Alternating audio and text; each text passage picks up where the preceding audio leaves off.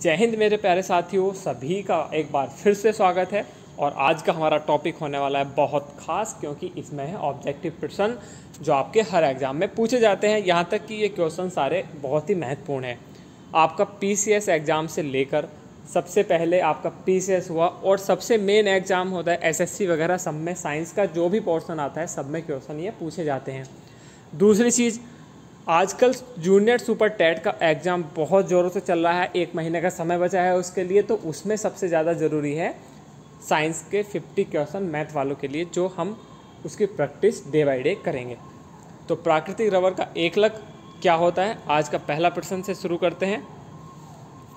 प्राकृतिक रबर का एकलक होता है, एकलक यानी बहुलक के बारे में कुछ ऐसा होगा। तो प्राकृतिक रबर का एकलक होता है, इतना मैं क्वेश्चन पढ़ूँ उसके चारों ऑप्शन पढ़ूंगा ना, इतना आप भी ऑप्शन पढ़कर ऑप्शन का आंसर मन ही मन में देने की कोशिश करना, ठीक है। बाकी मैं बाद में उसको पूरी तरीक़े से बताता हूँ। तो सबसे पहला ऑप्शन नियोप्रीन, आइसोप्रीन, टेरिलीन और ऑर्लॉन। तो इसका जो राइट ऑप्शन होगा वो हो जाएगा आपका आइसोप्रीन। अब आइसोप्रीन क्या है? प्राकृतिक रबड़ है isoprene. CH2 = CH3, CH = CH2, 1,4 का एक संकलन बहुलक। आप सभी जानते हैं, अगर प्राकृतिक रबड़ की बात करें तो एक पौधा है लैक्टस, जिससे प्राप्त किया जाता है, और इसको रबड़ बनाने के लिए नॉर्मल तरीके से सल्फ़र के साथ गर्म करके ही रबड़ बना दिया जाता है, ठीक है। ये एक उपयोगी पदार्थ होता है। चलिए, पहला प्रश्न आपका कंप्लीट हो चुका है, बढ़ते हैं अगले प्रश्न की ओर।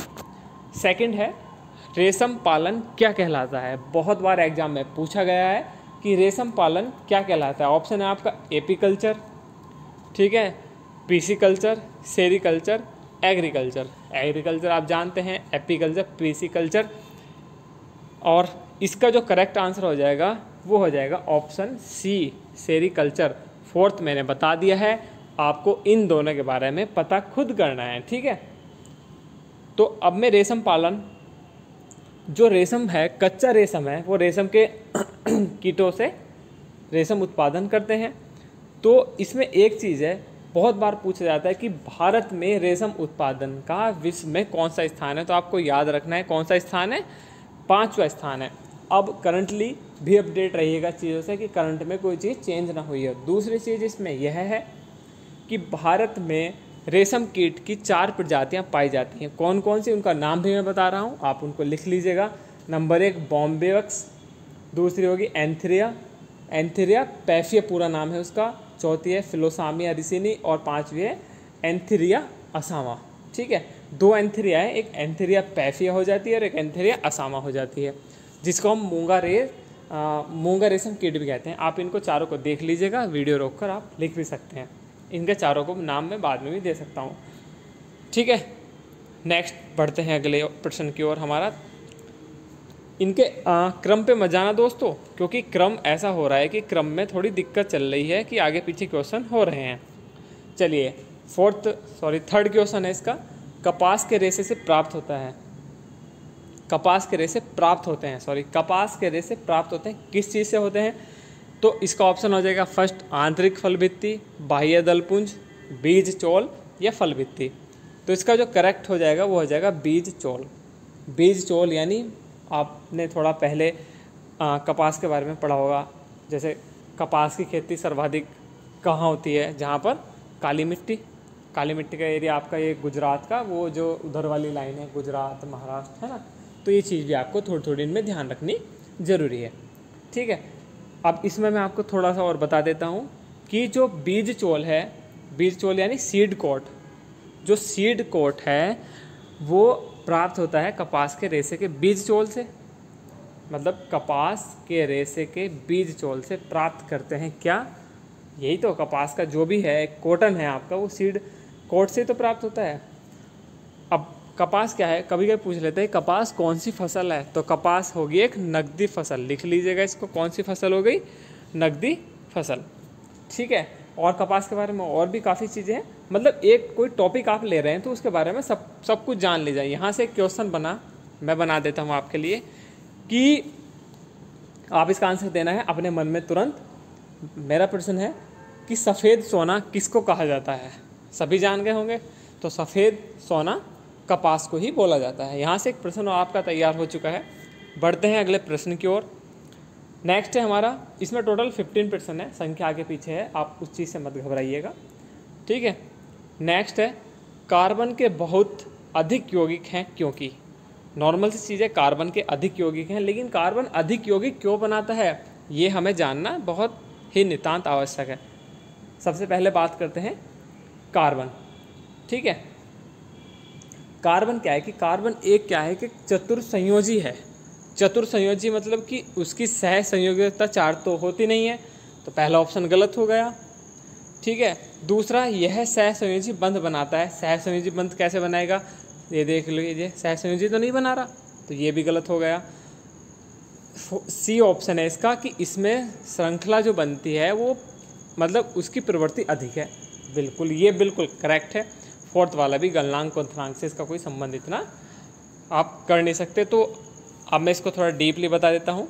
आपका कार्बन है, ठीक है, तो आप ले लीजिए कार्बन, ठीक है, इसके चारों तरफ आपने बना दिया, तो इसमें क्या है कि एक चतुर्संयोजी बन गया, चतुर्संयोजी तत्व बन गया, और इसमें श्रृंखला बनाने की प्रवृत्ति अधिक होती है, जिस कारण ये विभिन्न प्रकार के यौगिक मतलब जिस कारण ये यौगिक बना सकता है, ठीक है। बढ़ते हैं अगले प्रश्न की ओर। नेक्स्ट प्रश्न है हमारा, बहुत इजी है, आप इसको आराम से कर सकते हैं। दैनिक जीवन के निम्नलिखित उदाहरण पढ़िए तथा उचित विकल्प का चयन कीजिए। इसमें कूट बताने हैं। ऑप्शन फर्स्ट हो गया आपका, जब भोजन खराब होता है तो वह दुर्गंध उत्पन्न करता है। क्या ये बात सही है, बताइए। दूसरा, सेब का एक टुकड़े को जब कुछ क्षण के लिए बाहर रखा जाता है तो भूरा हो जाता है। बिल्कुल क्या है, सही बात है ना, बताओ, सही बात है। तीसरा, चींटी के काटने से उत्पन्न जलन को शांत करने के लिए कैलामीन का प्रयोग किया जाता है। तो इसमें आपको ये बताना है इन तीनों में कि ये तीन है क्या, ये तीनों के तीनों है क्या। इसके आप ऑप्शन देख लीजिए नीचे कूट में कि ए बी रासायनिक परिवर्तन प्रस्तुत करते हैं, बिल्कुल करते हैं। सभी रासायनिक परिवर्तन है, सभी का मतलब मैं तीनों को बता रहा हूँ, तीनों के तीनों क्या है कि तीनों के तीनों जो ऑप्शन है ऊपर के वो सभी रासायनिक परिवर्तन है। क्या है, सभी रासायनिक परिवर्तन है। अब कैसे, इनको देख लेते हैं, ठीक है। सबसे पहले कह रहा है कि चलो भोजन में दुर्गंध उत्पन्न करता है, आप सभी इसको अच्छे से वाकिफ़ हैं। दूसरा है, सेब के एक टुकड़े को जब कुछ क्षण के लिए बाहर रखा जाता है तो भूरा हो जाता है। भूरा क्यों होता है, एक है एंजाइमेटिक प्रक्रिया होती है जिस कारण वो भूरा होता है, उसमें फिनोस का क्यूनोन में परिवर्तन होना ही क्या होता है, वो रासायनिक क्रियाओं को दर्शाता है, ठीक है। बाकी थर्ड वाला भी बिल्कुल ठीक है, जो कैलामीन का मैंने अभी अभी जिक्र किया है ऊपर, ठीक है ना। चलते हैं नेक्स्ट। देखो वीडियो में थोड़ा समय इसलिए लग रहा है क्योंकि मैं इसको थोड़ा डीपली बताने का प्रयास कर रहा हूँ, इसलिए वीडियो काफ़ी लंबी हो रही है, लेकिन हम इसको थोड़ा जल्दी चलते हैं, एकदम फिनिश करेंगे इसको। नेक्स्ट प्रश्न हमारा, प्लास्टिक के सामान्य विशिष्ट गुण हैं। प्लास्टिक के सामान्य विशिष्ट गुण कौन कौन से हैं। टिकाऊ, विद्युत का सुचालक, अनअभिक्रियाशील। नंबर 2, टिकाऊ, ऊष्मा का सुचालक, अनअभिक्रियाशील। थर्ड ऑप्शन है ऊष्मा का सुचालक, वजन में हल्के, विद्युत के सुचालक, ठीक है। नेक्स्ट ऑप्शन है इसका लास्ट है, टिकाऊ, वजन में हल्के, अनअभिक्रियाशील। इसमें से आपको बताना है कि कौन सा ऑप्शन बिल्कुल करेक्ट है। इसमें ऑप्शन करेक्ट हो जाएगा आपका ऑप्शन नंबर 4, जो टिकाऊ होता है प्लास्टिक, वजन में हल्का होता है और अनअभिक्रियाशील होता है। यहाँ पर ये दोनों भी अनअभिक्रियाशील हैं, लेकिन विद्युत का सुचालक और ऊष्मा का सुचालक नहीं होता, सुचालक दोनों का नहीं होता, टिकाऊ होता है लेकिन वजन में हल्का। नेक्स्ट है हमारा, सूची मिलानी है, बहुत ही इम्पोर्टेंट है, यहाँ से आपके 4 प्रश्न तैयार होंगे। सबसे पहले अलेक्जेंडर फ्लेमिंग, मैं हाथों हाथ बताता चल रहा हूँ, आपने मिला लिया होगा अब तक सब बच्चों ने। अलेक्जेंडर फ्लेमिंग क्या थे, अलेक्जेंडर फ्लेमिंग ने किसकी खोज की थी, तो आप इसको मिला दीजिए, किससे, पेनिसिलिन। नंबर 2, एडवर्ड जेनर ने किस चीज़ की खोज की थी, जो टीका निकाला था इन्होंने खोज की थी, किसकी, चेचक के टीके की, ठीक है ना। थर्ड है लुई पास्चर ने की थी किण्वन, लुई पास्चर किण्वन। और 4 है रॉबर्ट कोच, जिन्होंने जीवाणु की खोज की थी, किसकी की थी, जीवाणु की, लेकिन एंथ्रेक्स जीवाणु की थी, लैक्टोबैसिलस जीवाणु की नहीं की थी, याद रखिएगा, यहाँ कंफ्यूज मत हो जाना आप सभी। चलते हैं नेक्स्ट प्रश्न की ओर। इसमें से आप ऑप्शन देख सकते हैं कौन सा है ना। फसलों में उर्वरकों में उपलब्ध फसलों के लिए पोषक है। देखो जो खाद होते हैं आपके फसलों के लिए पोषक कौन सा है आपको बताना है। ठीक है, ऑप्शन आप पढ़ लीजिए फटाफट एकदम से। Nitrogen, phosphorus, iron. Number 2 nitrogen, sodium और पोटेशियम। नाइट्रोजन, पोटेशियम और आयरन, या नाइट्रोजन, फास्फोरस और पोटेशियम। इन चारों में से आपको बताना है कौन सा करेक्ट है, तो ऑप्शन हो जाएगा 4।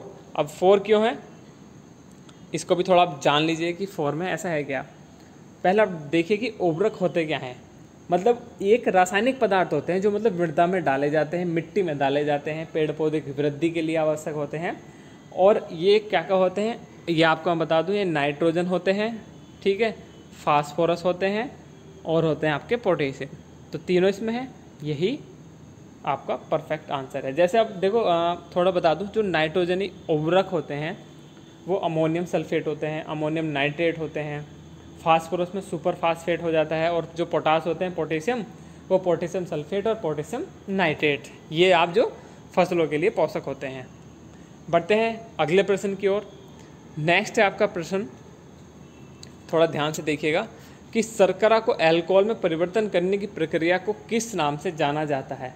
ठीक है, किस नाम से इसको जाना जाता है, तो इसका ऑप्शन हो जाएगा आपका किण्वन। बिल्कुल करेक्ट। किण्वन क्या है, अब किण्वन को जान लेते हैं। मैं चाह सकता तो इन तीनों के बारे में बता दूं, लेकिन हम जो प्रश्न पढ़ रहे हैं हम उसका जो करेक्ट आंसर है हमें उसके बारे में पूरा पता होना चाहिए। बाकी सभी के बारे में भी आपको धीरे धीरे पता चल जाएगा, क्योंकि क्वेश्चन घुमा फिरा के सभी के बारे में पूछ रहे हैं। किण्वन क्या है कि किण्वन एक रासायनिक प्रक्रिया है, पहले तो हमें ये पता होना चाहिए। ये क्या है, एक जो जटिल कार्बनिक यौगिक होते हैं उन्हें सजीवों की सहायता से सरल में विघटित करते हैं। ठीक है, लेकिन इस क्रिया में ऑक्सीजन की आवश्यकता नहीं होती है, ये आपको ध्यान में रखना है। ऑक्सीजन की आवश्यकता इस कार्य में नहीं होती है।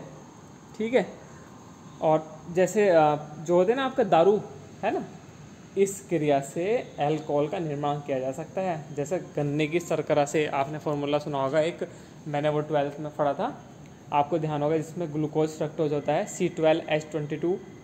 खासकर साइंस वाले जो बहुत ज़्यादा जिन्होंने डीपली पढ़ा होगा काफ़ी चीज़ों को, थोड़ा ऐसे बता देता हूँ। C12H22O11 प्लस H2O, इसमें जल मिलाकर इसमें मतलब यीस्ट के साथ करते हैं, तो C6H12O6 प्लस C6H12O6, यानी ग्लूकोज और फ्रक्टोज को करने के बाद फिर इसको यीस्ट में मिलाकर एक था मतलब 2,6,5,SOS हो जाता है प्लस 2CO2 मुक्त हो जाता है, मतलब अल्कोहल बन जाता है। अल्कोहल यानी दारू। काफ़ी लंबा हो जाएगा, फिर आपको थोड़ा वैसे ही बता दें जानकारी के लिए। चलो नेक्स्ट प्रश्न की ओर बढ़ते हैं। अगला है, निम्नलिखित मानव निर्मित रेशों में से कौन सा कृत्रिम रेशा कहलाता है। वेरी मोस्ट है नेक्स्ट क्वेश्चन, इसमें बताना है आपको कौन सा कृत्रिम रेशा है। तो आपके पास ऑप्शन 4 है, आपने पढ़ लिया होगा, तो इसका ऑप्शन हो जाएगा डी, रेयान। ये क्या है, एक फाइबर है, मतलब सेलुलोज से निर्मित एक फाइबर है। ठीक है ना, इसका उत्पादन मतलब जो प्राकृतिक रूप में मिलने वाले बहुलक होते हैं उसमें किया जाता है। पढ़ते हैं अगले प्रश्न की ओर। देखो बहुत अच्छा प्रश्न है अगला, थोड़ा ध्यान से पढ़िएगा कि एक आदमी सुनार बनकर घर घर जाता है और लोगों को पुराने स्वर्ण आभूषणों की चमक से फिर से लौटाने का वचन देता है। उस पर विश्वास करके एक महिला अपने सोने की चूड़ियाँ उसे दे देती हैं, जिन्हें वह एक घोल में डालता है। चूड़ियाँ तो चमक जाती हैं पर उनका भार काफ़ी कम हो जाता है। इस धोखेबाज द्वारा प्रयोग किया गया घोल का संभवतः हो सकता है। अब बताइए इसका क्या है। कितना मस्त क्वेश्चन है ना, आपने काफ़ी पढ़ा होगा, बहुत इंटरेस्टिंग क्वेश्चन है। तो उसने ऐसा क्या घोल करा होगा, किसका घोल किया होगा, तो ऑप्शन आपने पढ़ लिए होंगे। इसका करेक्ट आंसर हो जाएगा HCl प्लस HNO3, सांद्र HCl का, और दूसरा यूज किया है उसने किसका, HNO3 का। अब मैं बताऊं कैसे उसने किया, धोखेबाज व्यक्ति ने कैसे किया कि उन दोनों को मिला लिया, जो कि एक अम्ल है, एसिड है, अम्लराज इनको बोल सकते हैं, जिसमें क्या है कि एक भाग सांद्र होता है HNO3 का, है ना, और 3 भाग होते हैं HCl के। उनका मिश्रण होता है जिसमें सोना काफ़ी विलय हो जाता है और सोने की चूड़ियाँ मिश्रण में घुल जाता है और उनका भार कम हो जाता है। ना इंटरेस्टिंग क्वेश्चन है। बिल्कुल आपने थोड़ा पहले इतना ज़्यादा नहीं ध्यान दिया होगा, लेकिन ये कारण होता है सुनार एक अच्छे खासे इंसान का बेवकूफ़ बना देते हैं। अगले प्रश्न की ओर बढ़ते हैं। घाव पर फिटकरी लगाने से रक्तस्राव रुक जाता है, क्योंकि आपको बताना है क्यों रुक जाता है।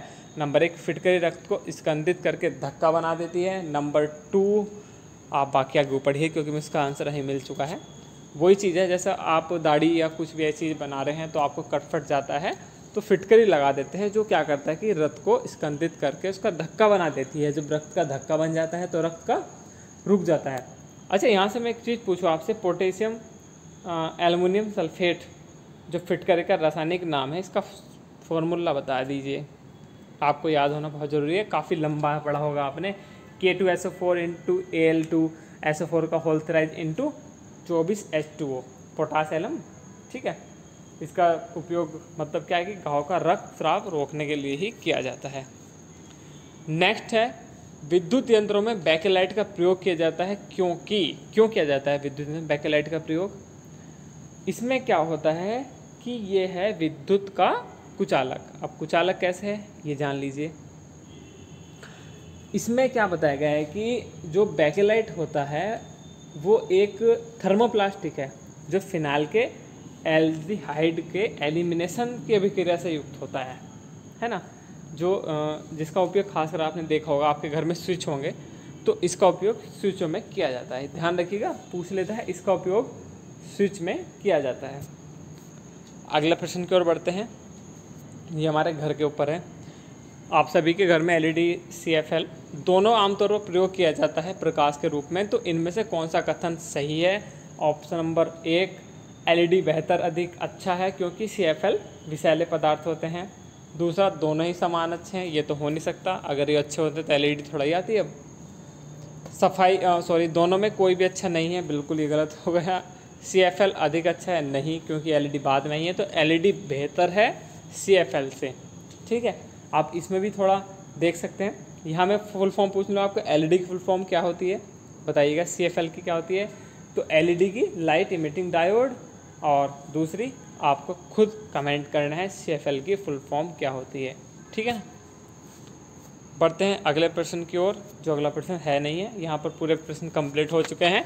मैं आपको ऐसी ही वीडियो और लेकर आऊँगा, लेकिन आपको करना क्या है कि ये वीडियो आपके लिए इतनी ज़्यादा महत्वपूर्ण हो सकती है और भी ज़्यादा। मैं डे बाई डे ऐसी वीडियो लेकर आता रहूँगा, लेकिन आपको करना क्या है कि वीडियो को जितना हो सके शेयर कीजिए, चैनल को सब्सक्राइब कीजिए और हमसे बताइए कि हमारा प्रयास आपको कैसा लगा।